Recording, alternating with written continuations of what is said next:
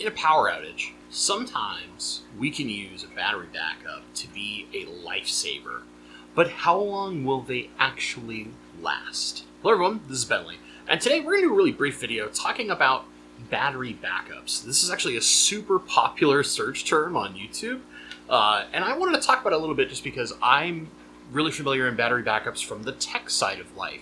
Right, I have what we call an uninterruptible power supply, or a UPS, on basically every computer in my house, and I've been using them for years just because of my own experience in the tech industry. So should you have a power outage, right, they provide power for a certain period of time, and it usually gives you enough time to shut down your computer so no scary issues happen, and often they have little loud alarms built into them, all this kind of stuff.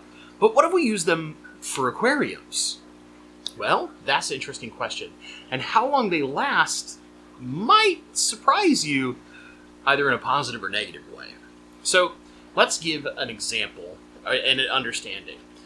So most battery backups, or batteries in general, will have a watt-hour measurement to them. Let's say it's 300 watt-hours. That means that if you're drawing 300 watts, that battery should last 1 hour. But if you are, say, only drawing 100 watts, then in theory that battery should last you roughly 3 hours. There's a little more nuance to the math, but let's just keep it simple for a pure understanding perspective. The question becomes, if we're going to try and use that in a fish room, what do we actually power, and how long can we get that to work? What's going to happen? There are a lot of different battery backups that exist, but the most common ones you're probably going to see are something similar to an uninterruptible power supply.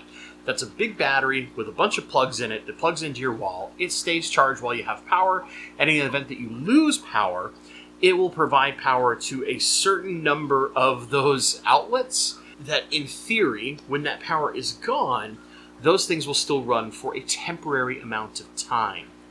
Now here's where this starts to get interesting. A lot of the most common and affordable UPS systems, or battery backup systems, are anywhere between 600 and about 1,000 VA. That's basically a way to say that this is the max capacity the battery holds. They don't typically show watt hours as simply.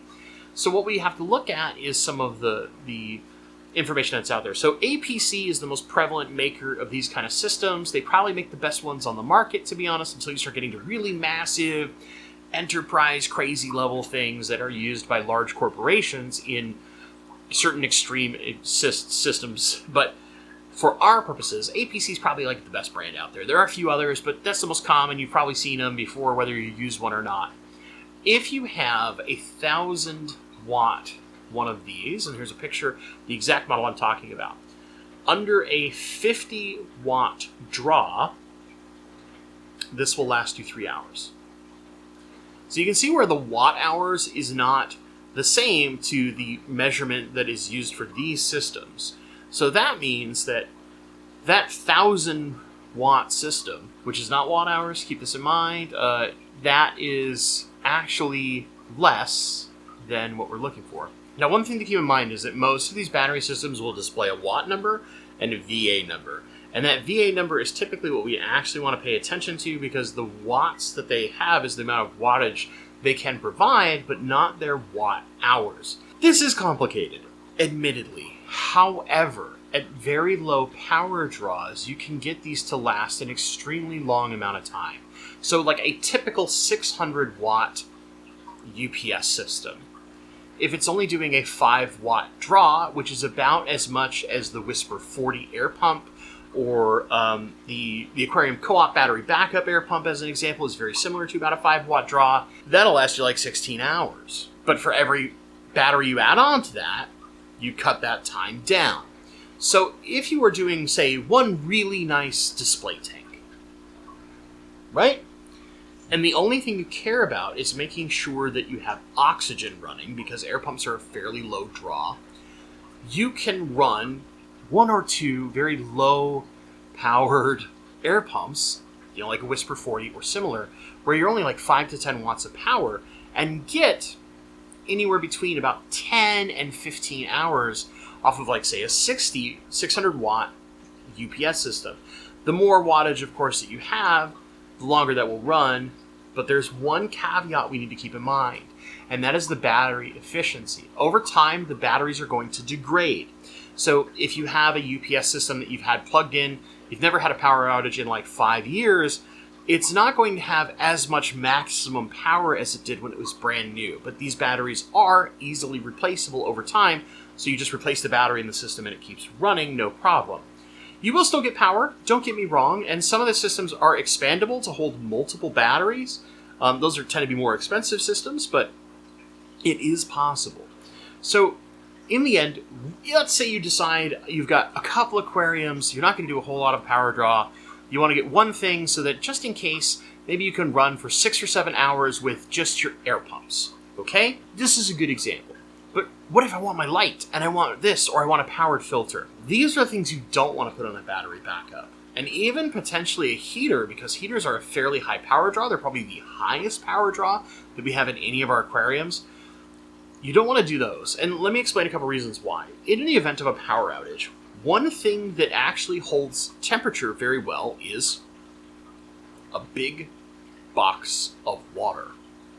Water can hold temperature surprisingly well. It isn't until we get to long durations, we're talking 12, 15 hours, where the overall temperature in the room has dropped significantly, that you're going to see a reasonable drop in aquarium temperature. And most of our fish can handle that for a short period of time, say 24 hours or so, without any major impact. Big filters take more power. Often they take somewhere between about 30 and 50 watts, depending on how big the filter is, the type of pump, etc. Some of your smaller hang-on-the-backs draw closer to like 20 watts of power. But when you start doing that, you are immediately drawing a significantly larger amount of power, which means that battery backup's going to last less time. The most important thing in a power outage to maintain is oxygenation. Even with a simple air stone on an air pump, that is going to create some water movement and keep the water oxygenated. And this is the most critical thing in a power outage to ensuring survival of our fish. Light doesn't matter. Heat actually matters a lot less than you might think. A filter, you'll be okay without it for a while as long as there is oxygen. And that's the key. So if you are going to do any kind of battery backup, only put it on your air pumps. Okay? Now, let's talk about that for a second. What if you're doing a small fish room and maybe you're using like a linear air piston? Most of the linear air pistons, as an example, the one that Aquarium Co-op sells, they typically draw the smaller linear air pistons, that is, somewhere between about 45 and 50 watts of power. So that means that like, say, 600 watt system we talked about, that could run a 5 watt system for like 16-ish hours, divide that by 10, roughly. It means you're really only going to get about 2 hours of total runtime, and a little bit less, depending, out of that on a 50 watt draw. So that's where having potentially some smaller air pumps that have significantly less draw and only one air stone going to each tank can be very beneficial for you if you're only doing a few tanks. Like if you've got, say, 3 tanks. You can see 3 tanks in my shot right now.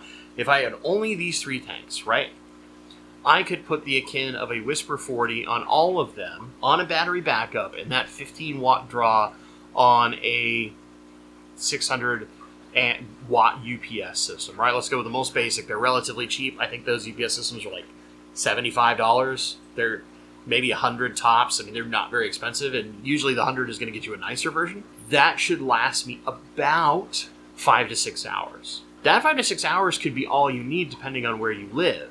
Now, granted, if you're in an area where it's more remote and your power outages tend to be a lot longer when you get them, you might consider something different if you're really paranoid about maintaining oxygen. Or what you could look at is using smaller air pumps or things that have lower power draw. The little USB powered air pumps, for example, that are mostly meant for small curses and emergencies, those take very, very little power draw.